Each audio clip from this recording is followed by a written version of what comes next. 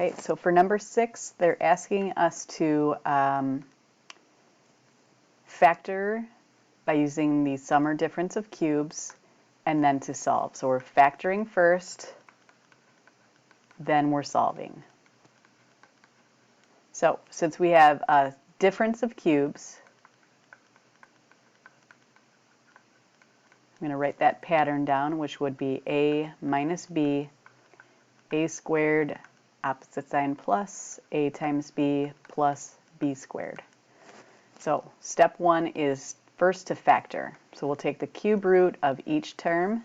So my a value equals x, and my b value, I can use that chart, but the cube root of 8 is 2. Next, I'm going to plug it into the pattern. So I have x minus 2, and then I have x squared, and then we're doing plus a times b, so x times 2, which is 2x, and then b squared, so 2 squared is 4. So I now have officially factored out my problem. So now we solve. And the way we solve is by taking each part and setting it equal to 0. So x minus 2 equals 0, and then x squared plus 2x plus 4 equals 0. The first equation I can solve very easily by just adding 2 to both sides to get rid of that negative 2, so that x is by itself. 0 plus 2 is 2, and I'm done. I have that answer. The larger equation here that we created is going to take a little more work. You're going to have to use the quadratic formula.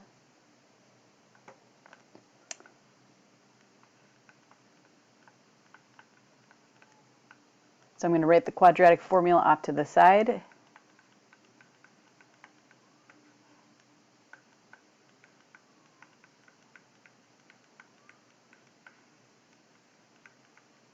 All right, now we have to figure out what my a value is. My a value is 1, b is 2, and c is 4. Next, I plug these numbers into the formula. So I have x equals opposite sign of b, so negative 2 plus or minus the square root. 2 squared is my b squared minus 4 times a, which is 1, times c, which is 4, all over 2 times a, which is 1. Once you have your equation written into the formula, you highlight or you look at what's underneath the square root, and that's what you're going to put in the calculator. So I'm going to get the Desmos calculator out here, and we're going to plug our numbers in. We have 2 squared minus 4 times 1 times 4.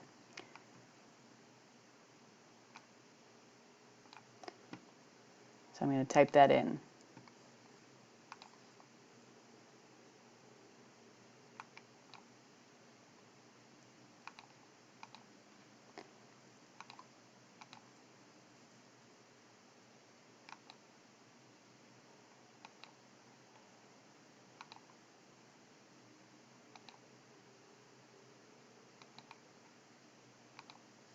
And I get the answer of negative 12. So let me show you where that is. So my final answer is negative 12. So I'm going to go back to my page, and I'm going to rewrite this equation so it says negative 12. So let me get a pen. X equals negative 2 plus or minus the square root of negative 12 over 2 times 1 is 2. The next thing is I have to look at my square root, and is it a negative?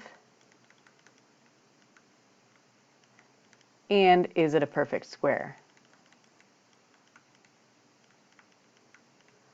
So I do see there's a negative, so I'm going to rewrite it again.